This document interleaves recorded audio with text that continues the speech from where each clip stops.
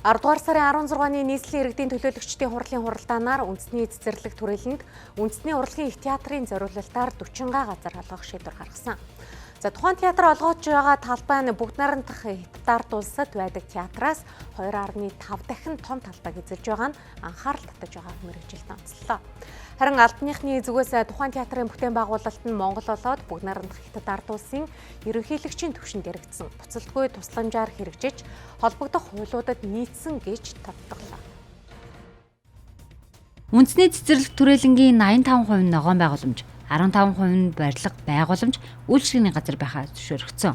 Энэхүү зөвшөөрөгдсөн хэмжээ нь Монгол Улсын соёлын хувийг дэлхийд үнэлүүлэн сурчлах үндэсний урлагийн их театрыг барьна гэж төлөвлөжээ. Харин зарим иргэд мэргэжилтнүүдийн зүгээс тухайн театрт олгож байгаа газар хэд том, мөн унтны усанд нөлөөлөх эрсдэлтэй гэж үзсэн.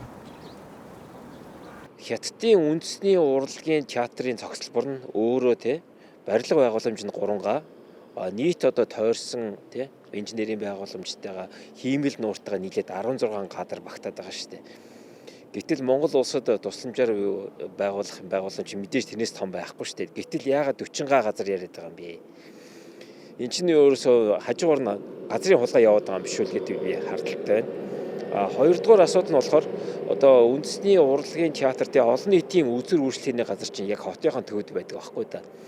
Одоо хүмүүс яг нөгөө нийтийн тээврээрээ очих боломжтой, алхаад очих боломжтой одоо олон нийтэд зориулагдсан ийм газар байдаг. Хотынхон төвдөө байдаг. Гэтэл яагаад үндэсний цэцэрлэгт түрээлэнгээ тэрний мухарт нь аваачаад хийх гэдэг байгаа. Энд чинь нэг л сонир санагдаад байгаа байхгүй. Тухайн үндэсний урлагийн их театрыг соёлын бүтээн байгуулалтын ажлын хүрээнд шин зүй айл худалдааны төвийн урд байгуулахаар төлөвлөжээ. Мөн тухайн хэсэгт шин төв цэнгэлдэх хүрээлэн барихаар тооцоолсон байна. Тухайн театрыг бүгд найрамдах Хятад улсын буцалтгүй тусламжаар санхүүжүүлэхээр төлөвлөсөн байна.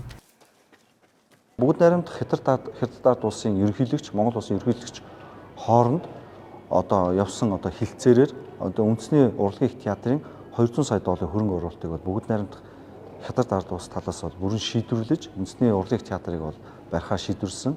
За үндэсний урлагийн театр барьснаар Монголын өв соёл, хүүхэд багчууд маань Монгол үндэстэн мал аж ахуй үндэсний энэ бахархлаараа бахархаж байх энэ үндсэн соёлын нийгмийн үйлчилгээ бүрэн бүртгэхэр ийм төлөвлөгөөд хийж байгаа. Усны тухай хуулийн 22-ийн 1 төрийн үндэсний туршийн тухай хуулийн 5-1-8 гэх заалтуудад нийтийн зориулалттай дид бүтцэд зарим хамгаалтын бүс газруудыг олгож болно гэдэг ийм заалтуудтай. Үүн дээр нийтэд зориулсан төрийн үйлчилгээний барилга байгууламж гэсэн ийм заалтуудыг тус хуулиудад хуульчлан оруулсан байдаг. Үндэсний урлагийн их театрыг барих газар нь Монгол Улсын засаг захиргаа, нутаг дэвсгэрийг нэгж, түүний удирдлагын тухай хууль, усны тухай хууль зэрэг холбогдох хуулиудад нийцэж байгааг албаныхан онцоллоо. Харин зарим мэргэжилтнүүд тухайн театрыг хотын төвдөө барих нь зүйтэй гэж тодтогсон юм.